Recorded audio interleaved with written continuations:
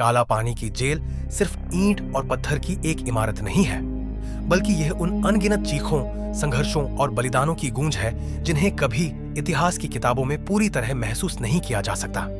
अंग्रेजों ने 1857 के विद्रोह के बाद यह तय कर लिया था कि जिन लोगों में आजादी की आग है, उन्हें भारत की धरती से दूर रखना जरूरी है, ताकि उनकी मौजूदगी से बाकी लोग प्रेरित ना हों। और इसी सोच से अंडमान की इस वीरान जमीन पर सेलुलर जेल का निर्माण शुरू हुआ, जिसे इस तरह डिजाइन किया गया कि एक सेंट्रल वॉच टावर से 7 अलग-अलग विंग्स निकलती थी, ताकि हर कैदी पूरी तरह अकेला रहे, किसी से बात न कर सके, न देख सके, न सुन सके। कुल 693 सेल्स वाली इस जेल में हर कैदी को एक छोटी सी कोठरी दी जाती थी, जहां न ठीक से रोशनी थी, न हवा, और न ही इंसान की तरह जीने की कोई सुविधा। यहाँ क्रांतिकारियों से जानवरों से भी बदतर काम करवाए जाते थे, जैसे नारियल का तेल निकालने वाला कोल्हू, जिसे बैल की तरह घुमाना पड़ता था। रोजाना तय मात्रा से कम तेल निकला तो कोड़े बरसते थे। नारियल के छिलकों को कूट कूट कर रेशा निकालना पड़ता था। और सावरकर जैसे पढ़े लिखे नौजवानों ने अपनी किताबों में लिखा है कि पहले ही दिन हाथ लहूलुहान हो गए, छाले फूट गए, खून बहने लगा, लेकिन तय मात्रा फिर भी पूरी नहीं हो पाती थी।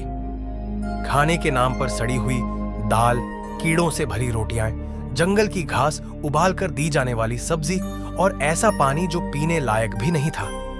और इन हालातों में अगर किसी ने बीमारी या टॉयलेट जाने की बात कही तो सजा और बढ़ा दी जाती थी। कई बार लोग काम करते करते वहीं बेहोश होकर गिर जाते थे और कई ने वहीं दम तोड़ दिया। टॉर्चर के तरीके इतने अमानवीय थे कि आज सुनकर भी रोंगटे खड़े हो जाएं। टिकी पर बांधकर नंगे बदन कोड़े मारे जाते थे। हर वार के साथ खून और मांस के टुकड़े जमीन पर गिरते थे।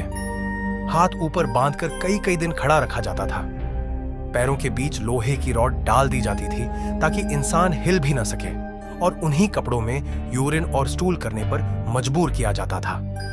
सिर्फ कैदी ही नहीं, उनके परिवार भी सजा भुगतते थे। जमीन जब्त, घर कुर्क, समाज में अपमान, गांव और मोहल्ले में उन्हें डाकू कहा जाता था। साल में सिर्फ एक चिट्ठी लिखने की इजाजत थी, और वह भी खुली होती थी, जिसमें कोई राजनीतिक बात लिखना मना था। और अगर किसी साल कोई सजा मिल गई तो वह एक चिट्ठी भी छिन जाती थी। इसी जगह पर एक साथ 3-3 लोगों को फांसी दी जाती थी, और यहां से फांसी देने के बाद डेड बॉडीज नीचे गिरती थी।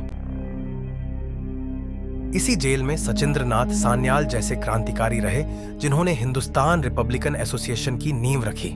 और इसी जेल की एक कोठरी में वीर सावरकर को सबसे कड़ी निगरानी में रखा गया, दोहरे दरवाजों और अतिरिक्त सुरक्षा के साथ, क्योंकि अंग्रेज जानते थे कि यह इंसान किसी भी हाल में भागने की कोशिश कर सकता है। और सावरकर ने यहीं अपने जीवन की सबसे बड़ी रचनाएं लिखी। दीवारों के चूने पर कांटों से कविताएं उकेरी। हर साल व्हाइट वॉश में मिट जाने वाली उन कविताओं को याद करके दोबारा रचा। 1000 से ज्यादा कविताएं और कमला जैसा महाकाव्य इसी अंधेरे में जन्मा। काला पानी जेल में कैदियों के लिए एक बेहद अनोखा लॉक सिस्टम बनाया गया था, जहां सेल का लॉक हमेशा बाहर और राइट साइड पर लगाया जाता था, और कोई भी कैदी अपने हाथ से उसे छू तक नहीं सकता था। इस डिजाइन का मकसद था कि कैदी न ताले से छेड़छाड़ कर सके, न भागने की कोई संभावना बचे, और उसे पूरी तरह एकांत और बेबसी की हालत में रखा जाए। यही वजह है कि काला पानी को सिर्फ जेल नहीं, बल्कि मानसिक यातना की जगह माना जाता है।